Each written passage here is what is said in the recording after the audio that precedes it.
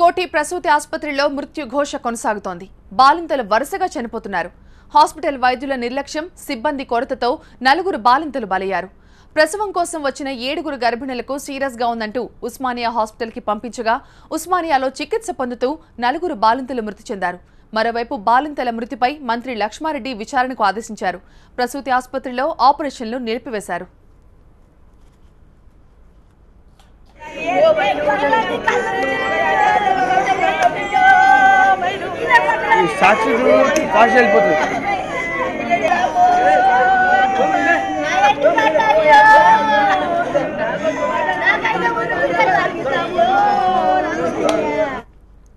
మహబూబ్ నగర్ కు చెందిన 22 ఏళ్ల జయమ్మ, హైత్ నగర్ కు చెందిన 22 ఏళ్ల అర్చన ఈ నెల 19న కోటి ప్రసూతి ఆసుపత్రిలో సిజేరియన్ చేయించారు.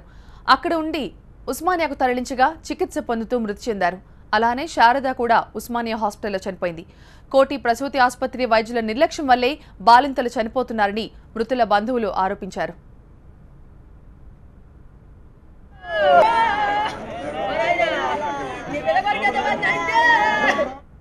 డెలివరీ గురించి ఆపరేషన్ చేసిరు సార్. అడ్మిట్ చేసుకున్నారు. ఆల్రెడీ అడ్మిట్ చేసుకొని 4 రోజుల క్రితం అడ్మిట్ చేసుకొని నా బిడ్డకు మాత్రం టైం అయిపోయిందని ఆపరేషన్ చేసిరు సార్. పెయిన్స్ గిట్లా ఏం రాలేదు, నొప్పులు గిట్లా టైం అయిపోయిందని ఆపరేషన్ చేసిర్రు. నిన్న ఉర్రు చేసిరంట సార్. నా భార్యని అడిగినా చేసి బెడ్ మీద వేసిరు సార్. బెడ్ మీద ఆపరేషన్ చేసి బెడ్ మీద వేసిరు, కానీ ఆ కండిషన్ ఎట్లా ఉందనేది మాత్రం చూడలేదంటే సార్. నిన్న ఆపరేషన్ చేసిన కాల్చేలి కాలు ఒక గ్లూకోజ్ మాత్రం పెట్టిరట అంతే. నా భార్య నిన్న పోయి నా బిడ్డకి ఏమో అవుతుందని మొత్తుకుందట సార్. హాస్పిటల్లో మొత్తుకున్న ఎవరు ఒకరు గంటకో 2 గంటకో చూసిపోయారట సార్. అక్కడ డాక్టర్లు కరెక్ట్ చూస్తే నా బిడ్డ బతుకు సార్.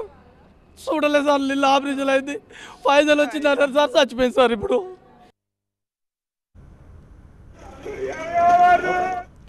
మరోవైపు బాలింతల మృతిపై మంత్రి లక్ష్మారెడ్డి విచారణకు ఆదేశించారు.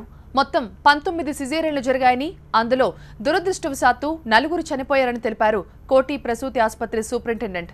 ప్రస్తుతం ఉస్మానియా హాస్పిటల్లో బాధితులకు మెరుగైన చికిత్స అందిస్తున్నామని చెబుతున్నారు. అర్చన అనే పేషెంట్ వాళ్ళు ప్రాపర్ హిస్టరీ ఇవ్వట్లేదు. వాళ్ళు రెగ్యులర్గా వచ్చారా లేరా అయింది. ఆమె సెకండ్ గ్రావిడే కానీ రెగ్యులర్గా వస్తుందా లేదా అవన్నీ మాకు తెలియదు. ఆమె కొద్దిగా హార్ట్ ప్రాబ్లం కూడా ఉండే, అందుకొరకే ఆమె ఎక్స్పైర్. ఇక మిగతా పేషెంట్ అయితే మంచిగా ఉంది సార్. రజిత, సుజాత వాళ్ళు మంచిగానే రికవర్.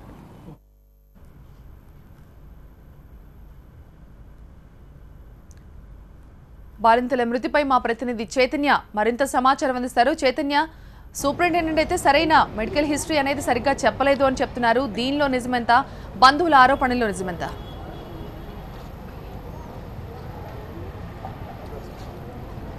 అంటే ప్రభుత్వ ఆసుపత్రుల్లో ఈ నిర్లక్ష్యం కొనసాగుతుంది. డాక్టర్ల నిర్లక్ష్యం, అలాగే సిబ్బంది నిర్లక్ష్యం కూడా కొనసాగుతుందని ఖచ్చితంగా చెప్పవచ్చు. ఎందుకంటే రోగులు ఇక్కడికి అడుగుపెట్టిన దగ్గర నుంచి మళ్ళీ బయటికి వెళ్ళే వరకు ఖచ్చితంగా ప్రతిదానికి కూడా డబ్బులు చెల్లించుకోవాల్సిన పరిస్థితి.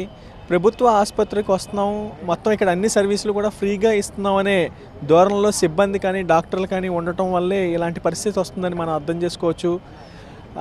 ఇక్కడ మనం ప్రైవేట్ హాస్పిటల్స్లో బిల్లు తర్వాత చికిత్స పొందిన తర్వాత మనం బిల్లు చెల్లిస్తాం, కానీ ఇక్కడ ప్రభుత్వ హాస్పిటల్స్ కూడా ప్రజలు చెల్లించే ట్యాక్సులతోనే రన్ అవుతున్నాయి అనే విషయాన్ని మాత్రం సిబ్బంది గుర్తించట్లేదు.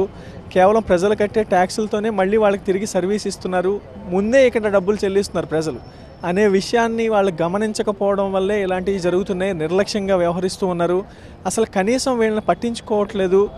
అతి నిర్లక్ష్యంగా వీళ్ళని వదిలేయడం వల్ల ఇలాంటి సంఘటనలు జరుగుతున్నాయి.